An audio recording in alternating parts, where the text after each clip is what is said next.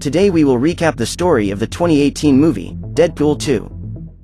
In the week of his dating anniversary, Deadpool travels around the world eliminating the criminals of a powerful international organization, until after taking out the entire Asian cartel, Wade returns to the United States to get the last leader of the faction. Despite being alone, when he arrives at the criminals' base of operations, Deadpool makes a real clean sweep of the narcotics lab. Cornered by the chatty mercenary, the leader of the criminals named Sergei Valoshenkov runs into a kind of bunker and just watches from the security cameras while Deadpool eliminates all the men in the lab. After eliminating the last criminal, Wade goes to the entrance of the bunker and asks Sergei to leave, but at that moment, reinforcements arrive and Deadpool is forced to run back to Dopinder's cab. Since he is late for his anniversary, Deadpool asks Dopinder to drive him home where Vanessa is waiting. To celebrate the anniversary, Wade hands his girlfriend an arcade token, a souvenir of their first date, while Vanessa hands over her birth control in a box, signaling that she now wants to have a child. Happy with the idea of becoming parents, the couple begins to discuss what names they will give the baby, and suddenly Wade realizes that there is someone outside and asks Vanessa to hide, which prevents her from being hit by a shotgun blast that the intruders take at the door latch. Just then, those thugs who arrived to help Sergei earlier enter the apartment and start shooting everywhere, but Wade manages to eliminate them one by one with the kitchen knives. After eliminating the criminals, Wade asks Vanessa to stand up and realizes that she has come out completely unscathed, but just as the woman comes out from behind the couch, Sergei appears in the doorway and shoots Deadpool, but misses the target and hits Vanessa right in the heart. Wade jumps out of his apartment window and goes after Sergei, but is run over in the middle of the street, giving the bandit a chance to escape. Luckily, a few meters ahead a pickup truck hits Sergei's car, which instantly stops running. Desperate, the man tries to restart the vehicle, but fails and is picked up by Wade, who hugs him in the middle of the street until they are run over by an ambulance. After Vanessa's end, Wade goes into a deep state of grief and spends his days drinking too much and using harmful substances. After spending 3 full days at the bar, Wade goes to his old house where he meets Al, a blind lady who used to live with him. Feeling guilty about Vanessa's end, Wade lies down on the floor and begins to mourn for everything that has happened, while Al tries to counsel him, but as always, Deadpool ignores everything she says and tries to take his own life in several different ways. After failing by jumping into the bear's cage and blowing himself up along with the apartment, Wade ends up in a kind of purgatory where he meets with Vanessa's soul. Happy to finally see her again, Wade tries to reach out to the girl, but realizes that a sort of invisible wall separates the two. Wanting to touch her one last time, Wade begins to call out to her, but Vanessa says that his heart is not yet in the right place. Not understanding what she means, Wade tries desperately to touch her, but is pulled back to the world of the living within seconds. At that moment, Colossus arrives at the apartment where Deadpool is in pieces and puts the parts in a bag to take him to the X-Mansion. After Deadpool has reconstituted his body, Colossus invites him to become an X-Men and begins to explain the rules of the mansion, but Wade steals Professor Xavier's wheelchair to escape and is easily captured by Colossus. At this point, the boy again grieves over the loss of his girlfriend, but when Colossus tries to comfort him by saying that the X-Men are now his family, Deadpool decides that he will stay at the mansion. At the same time, a young man named Russell arrives at the Essex Orphanage, a kind of institute that tries to cure mutants. There, Russell is welcomed by the local director, a complete madman who thinks that people with the X gene are sick and must be exterminated. After realizing that Russell will not be easy to handle, the director takes all the kids from the institute to watch the boy being electrocuted. After spending days suffering at the hands of this lunatic, Russell gets tired of this situation and begins to use his fire powers against the staff of the institute, causing a real panic in the orphanage. When the police fail to contain Russell, the X-Men are called in to deal with the situation and the Colossus convinces Wade to go with them. As soon as he arrives outside the institute that is supposed to protect mutants, Deadpool suspects something is wrong and begins to approach Russell, but the boy becomes afraid and attacks Ellie, another X-Men, who defends herself using a force field. At this point, Deadpool tries to calm the boy down, but since he remains suspicious, the boy tries to strike him and ends up hitting a fireball right in Colossus' chest, sending him flying into the news van. Realizing that the boy is a threat, Deadpool draws his weapons and tries to surrender Russell, but Colossus asks him to calm down and reminds him that the first rule of the X-Men is never to take a person's life, even if they deserve it. To try to follow the rules for once in his life, Deadpool puts away his guns and slowly approaches Russell, trying to gain his trust, but just as he is getting close, the director leaves the institute walking normally, leaving the boy once again out of control. In a rage, Russell attacks Deadpool, who falls straight into a room on the 3rd floor of the institute. Tired of Russell's instability, Deadpool jumps from the third floor and throws one of his katanas in the boy's direction, hitting him right in the forehead. Now that Russell is unconscious, the cops put a power-neutralizing collar on him, making it impossible for him to use his abilities. With Russell incapacitated, the director of the institute thanks Deadpool for his heroic act and says that from now on his employees will take responsibility for the boy, but Russell begs to be arrested or taken anywhere other than there. Finding this all very strange, Deadpool stops the employees from touching the boy and begins to analyze him, finding marks of aggression he has suffered on his neck. Upon seeing the wounds, Deadpool asks if they did this and Russell confirms. He then gets up and starts making a speech saying that he doesn't want to be the hero forever, ending with a headshot right in the forehead of one of the employees right after. To avoid receiving the shots, the director and the other employees of the institute hide behind a car until the Colossus manages to immobilize Deadpool. Not understanding what is going on, Colossus threatens to take the life of the anti-hero, who explains that he did it because the youngsters are being mistreated, but the X-Men says that they are not judges and therefore cannot condemn anyone. At this point, the cops put a neutralizing collar on Deadpool, who along with Russell is taken to Icebox, one of the largest prisons for mutants in the entire United States. Inside the icebox, Russell says that they should form an alliance with the strongest one in there, and Wade explains that there is a monster underground that would be perfect for that, but that they shouldn't focus on that right now. As his powers are blocked by the necklace, Wade becomes mortal again and begins to waste away because of his illness, becoming more and more debilitated. Even though he is slowly losing his life, Wade must live normally in prison and spends his days with Russell, but after getting involved in a fight with other prisoners and getting beaten up because of the boy, Deadpool gets tired and says he doesn't want to be friends with him, leaving Russell quite hurt. Just then, a mysterious man sees the report about the incident at the Essex Institute and starts assembling some weapons with his futuristic technology. With everything ready, the man invades the prison and, after discovering the cell where Russell and Wade are, starts advancing towards them, defeating all the security guards he finds along the way. Knowing that his weapons will do nothing against the armored cells, the man goes to the prison control room and sets off a bomb that explodes the computers there, opening all the cells and freeing the prisoners. Thinking that the mysterious man is hunting him, Wade asks Russell to move away and flee to another direction, but when he realizes that the man is chasing the boy, Wade decides that he will protect him and starts to fight. Despite wanting to protect the boy, Wade is very weakened and is at a disadvantage because of his illness, but as they fight, the man ends up shooting Deadpool's collar, which begins to fail, slowly giving him back his immortality and regeneration. With Wade seemingly defeated, the mysterious fellow goes to Russell and prepares to take him out, but just as he is ready to shoot, Deadpool gets up and jumps on top of the man, causing them both to fall to the second floor and the collar to come off for good. Thinking Wade has been eliminated, the bizarre cyborg focuses fully on Russell and destroys the floor beneath him, knocking him to the second floor. But as soon as the boy touches the floor, Deadpool fully recovers and begins beating the stranger with an iron bar. Taking advantage of the gap, Wade takes the enemy's gun and puts it on full power, making a shot that throws the man away. Wade then walks up to his opponent and asks him to explain himself, but the guy just says that his name is Cable and that he came from the future. At that moment, the man uses a magnetism device to draw the gun back to him and fires at the ceiling, knocking over a steel structure that nearly falls on Wade. Determined to stop him, Deadpool continues to go after Cable, getting into another intense fight, but despite having his powers back, the mercenary Chatterbox has his arm broken and his thigh punctured, as well as receiving a punch so hard it makes Vanessa's arcade token fly away. After winning the fight, Cable takes the token as a souvenir of the fight, but Wade refuses to lose the object and gets up to try to retrieve it, but receives another punch with no time to react. With Wade almost completely powerless, Cable asks why he is trying to protect Russell, and unaware that the boy is listening, Wade says he doesn't give a damn about him. Disappointed, Russell rushes to turn himself into the security guards and Wade pulls the pin out of one of Cable's grenades, causing an explosion so loud that they are thrown out of the prison.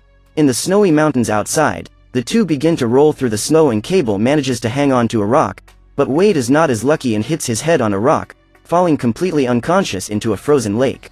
As soon as he touches water, Wade once again ends up in that purgatory and begs to be allowed in, but when Vanessa doesn't answer him, he starts thinking about what she said last time and finally realizes that Russell is the place where his heart should be. When he realizes this, Wade once again returns to the human world and, after emerging from the freezing water, goes straight to the bar to create a plan to save him. While talking to Weasel, the bar attendant, the young man learns that the mutants will be transferred to another maximum security prison in a few days.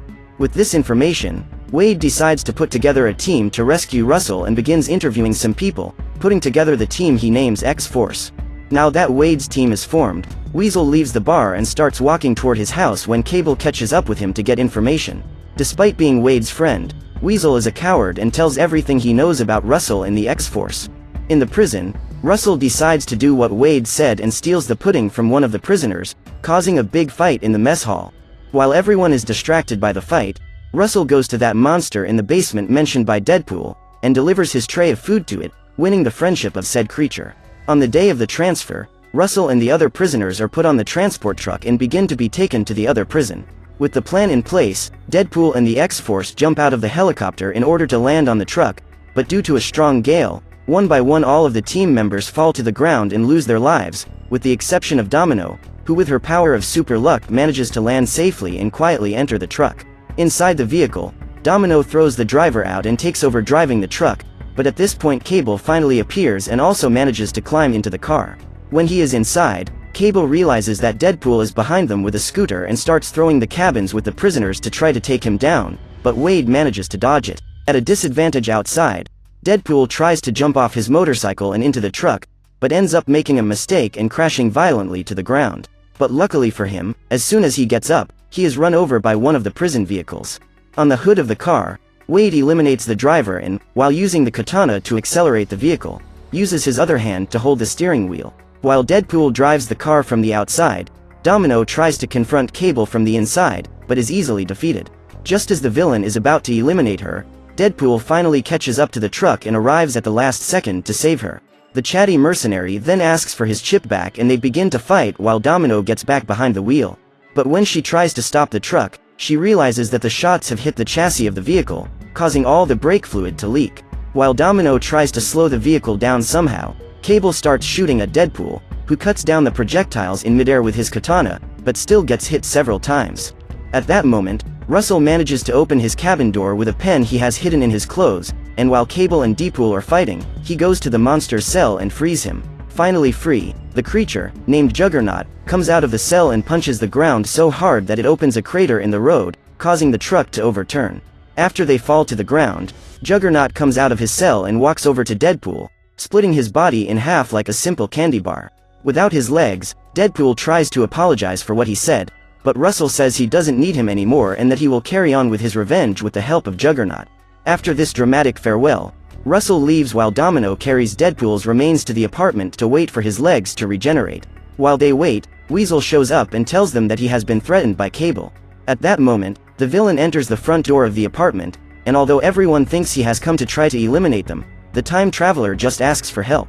According to Cable, Russell will eliminate the director of the Essex Institute, and if this happens, he will take a liking to the thing and become a supervillain, until a few years in the future, his adult version will eliminate Cable's wife and daughter. The man also says that he could handle just the boy, but that since Juggernaut is now helping him, he will need all the support he can get to stop Russell. At this point, Wade asks why he didn't go back in the timeline when Wade was younger to solve this easily, but Cable says that his temporal omnitrix is with some limitations and only had 2 charges, but since he used one to come to this time, he only has 1 left to go back to the future. Knowing that if he had the same opportunity as Cable, he would also come back to save Vanessa, Wade agrees to team up with him to deal with the new villains, but since he doesn't want to get his hands dirty with his friend's blood, Deadpool asks Cable for the chance to talk to Russell before eliminating him. Realizing that even the 2 of them together will not be enough to deal with the Juggernaut, Wade asks Dopinder to take them in a cab to the X-Mansion. There, Deadpool apologizes to Colossus for disappointing him and tells him all about Russell and Juggernaut, but the X-Men refuse to help because they are still upset.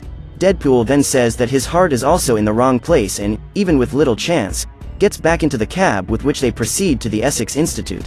When they arrive at the orphanage, Wade sees Cable's scorched teddy bear and asks why he carries that object around all the time, but the man replies that that bear is stained with his daughter's blood. At that moment, Russell and Juggernaut knock on the door of the Institute, and even with Deadpool and the X-Force 2.0 trying to convince him to give up his revenge, Russell blows the door open and furiously walks behind the director.